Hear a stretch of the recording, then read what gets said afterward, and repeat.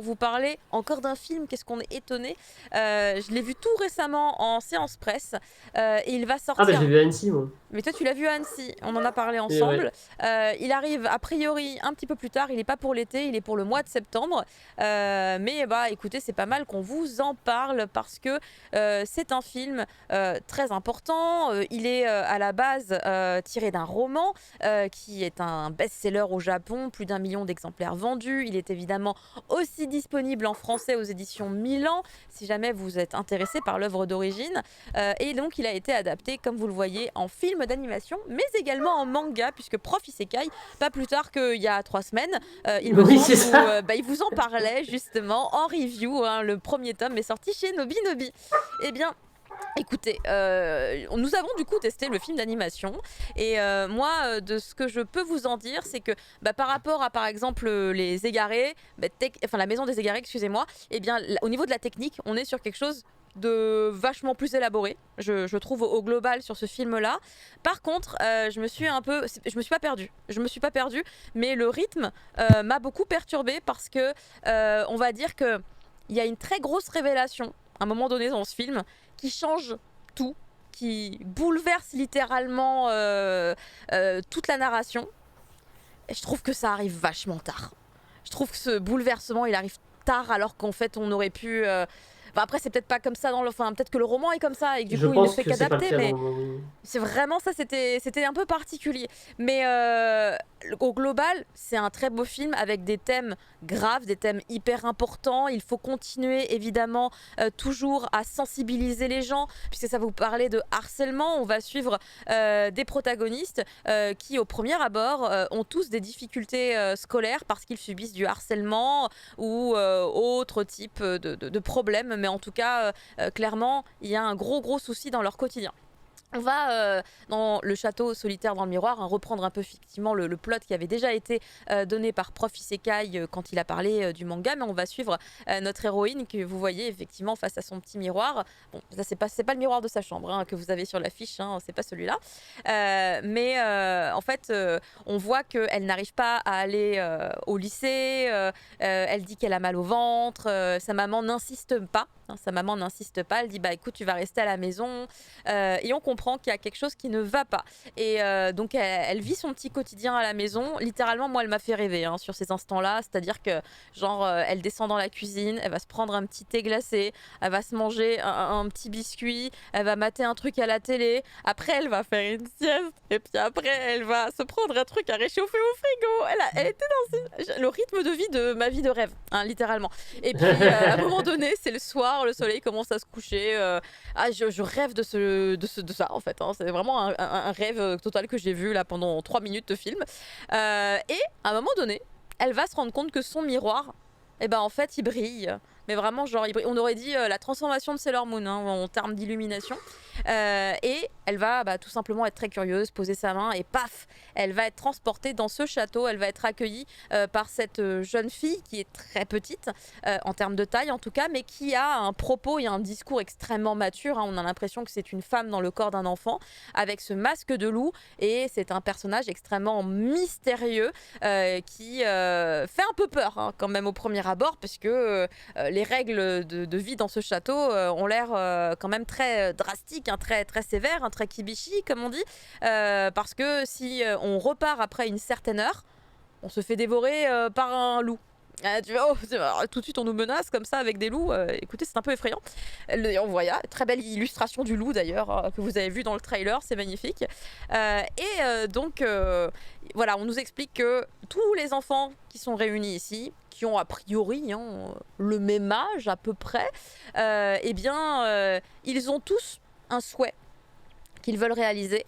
Et pour réaliser ce souhait, il va falloir trouver la clé dans le château. Donc ils vont s'organiser, enfin ça va prendre du temps. Il y a une grande partie, je trouve, qui est assez longue justement sur toute cette période où ils apprennent un petit peu à se connaître, et ils vont quand même y aller à tatillon. Ça va prendre je trouve que c'est vraiment une partie qui prend du temps jusqu'au moment où il va y avoir les premiers éclats où ça va commencer à vraiment à briser la glace, à s'énerver, à pleurer, à entrer vraiment dans les bails problématiques et commencer commencer à mettre en lumière finalement le véritable lien entre tous les personnages qui sont dans ce château.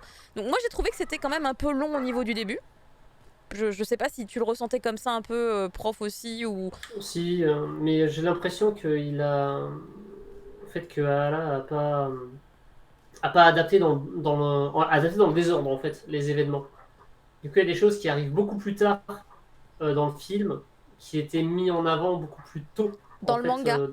dans le manga. Notamment la scène du harcèlement, en fait, qu'on découvre assez tard dans le film, Très alors tard. que dans le manga, c'est étonnant.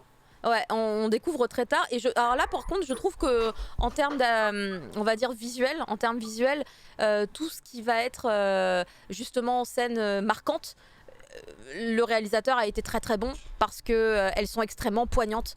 La plupart des scènes qui sont là pour vous glacer le sang, la plupart des scènes qui sont là pour vous faire chialer. Hein. Personnellement, j'ai chialé 3 fois. Voilà. Je vais être honnête avec vous sur ce film-là, parce qu'il y a des moments qui sont, on peut pas résister. Et c'est même pas parce que je suis maman, c'est juste vraiment parce que je suis un être humain. Il y a des moments qui sont extrêmement réussis, même si j'ai été personnellement un peu gênée par le rythme, parce que j'ai l'impression que ça aurait été plus agréable pour moi en termes de visionnage si ça avait été fait un peu différemment, mais c'est vraiment très personnel comme sensation. Il y a vraiment des moments où tous les personnages vont avoir le droit à leur instant. Et vraiment, j'ai cette sensation que la fin était pas assez longue. Dans le sens où j'ai trouvé du coup que tu vois, toute la première partie, elle a pris un temps fou. Et dans ma tête, c'était pas nécessaire de prendre autant le temps. Et une fois que voilà, on a le gros moment de reveal du truc dont on se doute un petit peu parce qu'il y a des indices. Au moment où il y a le reveal, je fais mais non, incroyable. Je suis scénariste. J'étais en mode, mais non, c'est vraiment ça. Alors le truc qui était fou, c'est que je me rappelle dans le film, j'ai genre ouvert ma bouche, genre, oh, mais parce que j'étais mind-blowée d'avoir trouvé. Ça n'arrive jamais. J'ai toujours la mauvaise idée. Ben moi, j'ai trouvé Et très prévisible le film, justement, en fait. ah mais donc c'est pour ça que j'ai réussi. C'est parce qu'il était très J'en parlais prévisible. avec. J'étais avec ma copine à côté et je lui ai dit dans 40 minutes, on va découvrir ça. Et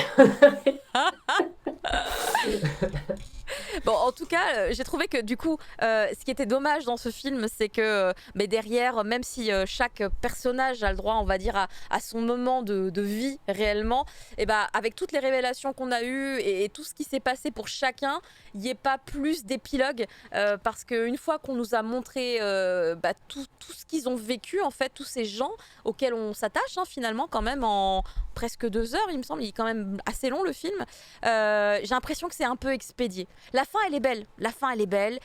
Elle est jolie, mais je la trouve quand même un peu expédiée, car il y a plein de petits éléments où je me disais, ah non, mais montrez-moi ça, montrez-moi ce détail. Vous m'avez teasé avec cet indice et cet élément-là sur tout le film. Et là, du coup, vous me parlez de ce personnage, et ben on voit rien derrière. Et c'est pareil pour d'autres persos, tu vois. Donc j'ai trouvé que c'était un peu rapide en épilogue, même s'il y a des petites un chouïa scénettes rapide, pendant mais bon. le. Bah, après, voilà, moi je commence à être difficile maintenant. Non, non, non, je trouve qu'effectivement le rythme est mal fichu et qu'effectivement les personnages sont pas assez développés chacun les uns les autres. J'espère que le Et manga que va sur régler 2 heures, ça ça n'a pas justement. suffi pour adapter le roman en fait. Il aurait fallu plus. Peut-être deux Ou alors films. qu'il Deux le films, ça aurait été pense pas mal. Hein. différemment. Ouais, le film aurait pu être pas mal. Ça aurait peut-être été un peu ennuyeux sur le premier de ne pas avoir la résolution. Après, le problème du film, hors-delà de ça, c'est Ouais. vraiment sa réalisation est un peu plate. Je trouve que en fait, même la fin du film, même si elle est efficace, Ouais. l'animation, elle est pas folle en fait. C'est Alors du que c'est un hockey film. tiers. Hein. C'est du hockey Ouais, tiers. c'est ok tiers, hein, c'est Mm. pas. Mais le Cara design est incroyable. Hein, Ah ouais. on le tape 10 sur 10. Enfin, en fait, c'est ça, c'est un peu en termes d'équilibre. L'équilibre est un peu spécial parce qu'il y a des éléments qui sont juste fabuleux. Il y en a où c'est très mid. Et du coup, tout mis ensemble, c'est un équilibre un peu spécial, je trouve.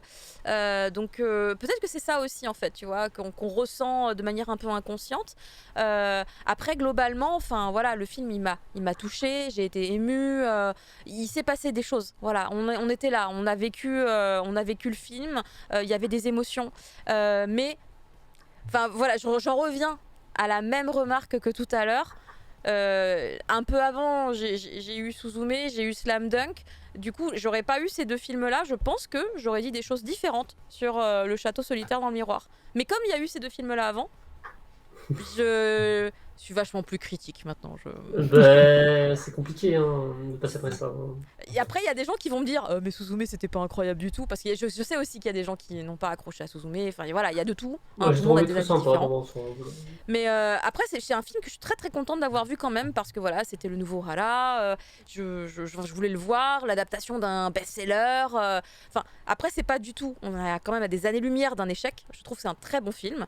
Mais qui aurait peut-être pu être encore meilleur. Voilà, c'est juste qu'il aurait pu glow up encore plus. Mais du coup, j'ai très envie de me lancer dans le manga, vraiment. Parce que comme il est en 5 volumes et que littéralement tous les mangas adaptés de romans ou de films, enfin du coup quand ils sont adaptés en film à partir d'un roman, en général, si vous faites un petit peu gaffe, vous remarquerez que c'est toujours 2 ou 3 volumes en manga. Genre tout le temps. Et là, exceptionnellement, ce roman-là, hein, Le Château solitaire dans le miroir, pour le coup, il est adapté en 5 volumes de manga. Donc moi, ça me donne beaucoup d'espoir justement sur la possibilité de développer au mieux finalement les personnages et peut-être gérer le rythme un peu différemment. Et du coup, là, être peut-être plus satisfaite encore par cet ouvrage, hein, finalement. Donc, je suis très curieuse de tester ça. Écoutez, en tout cas, sur le château solitaire dans le miroir, on a tout dit. Pour le coup, on a tout dit. Et on est voilà, d'un avis plutôt similaire avec Prof Isekai qui, lui, du coup, a pu voir le film à Annecy. Ouais. Et bientôt, Fumble peut-être va aller voir le film aussi en séance presse. Peut-être aussi quand il passera à la télé aussi. Ah mon dieu. Ça, c'est le Il a gars, vraiment vous la savez, il a flemme le de temps se de finir déplacer, des hein, saisons en ce moment. d'animé, mais il a pas le temps d'aller voir des films. Ah bah oui, Parce que c'est c'est chez moi les c'est chez animes, toi, c'est c'est ça, tranquille. c'est moi, toute la je suis peinard. différence.